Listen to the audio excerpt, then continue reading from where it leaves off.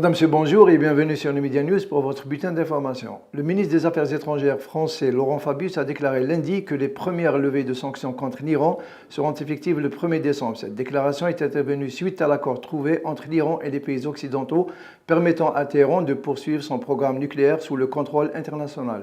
Cet accord est aussi considéré comme un prélude à la bonne volonté des deux parties. L'accord signé à Genève a été salué par la communauté internationale et les Occidentaux. Par ailleurs, et selon le ministre des Affaires étrangères canadien John Baird, Ottawa maintiendra ses sanctions jusqu'à un accord définitif sur le programme nucléaire iranien.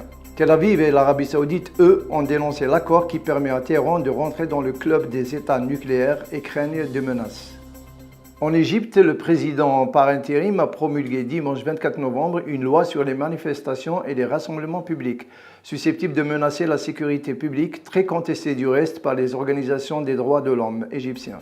Le texte prévoit des peines d'1 à 5 ans de prison ferme pour des délits allant du port de la cagoule à celui d'armes lors de défilés ou de rassemblements, a annoncé Hazem El-Bablaoui, le porte-parole de la présidence. La loi oblige par ailleurs les organisateurs à informer les autorités de leur manifestation au moins 3 jours avant sa tenue. Ces derniers doivent également fournir leurs coordonnées, le lieu et le trajet du cortège, ainsi que leurs revendications et les slogans scandés. Si elle représente une menace pour la sécurité, le ministre de l'Intérieur peut décider d'interdire toute manifestation.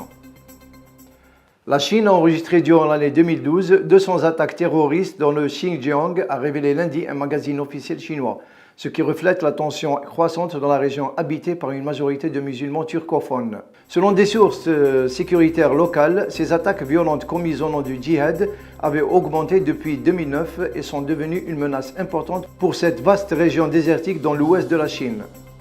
Encadrés par un large déploiement de 25 000 policiers et militaires, les Honduriens votaient massivement dimanche pour désigner leur nouveau président. Les Honduriens attendent que les urnes désignent Mme Castro, l'épouse de l'ex-président Manuel Zelaya, renversé par un coup d'État en 2009, au lieu de M. Orlando Hernandez, partisan de ce putsch. Le Premier ministre japonais Shinzo Abe a qualifié de dangereuse la création par la Chine d'une zone d'identification de la défense aérienne, dont le tracé inclut les îles Senkaku Diaoyu sous contrôle nippon. Je suis très inquiet car c'est une chose très dangereuse qui peut conduire à un incident imprévisible, a déclaré M. Abe. Samedi, le ministère chinois de la Défense avait précisé que dorénavant tout appareil s'aventurant dans cette zone d'identification devrait fournir son plan de vol précis sous peine d'intervention des forces armées.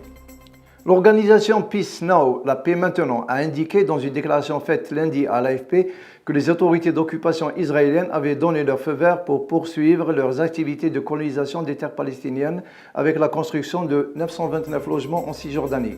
Selon Lior Amiai, le responsable de cette organisation, l'administration militaire israélienne chargée de la Cisjordanie a approuvé récemment la construction de 829 logements coloniaux.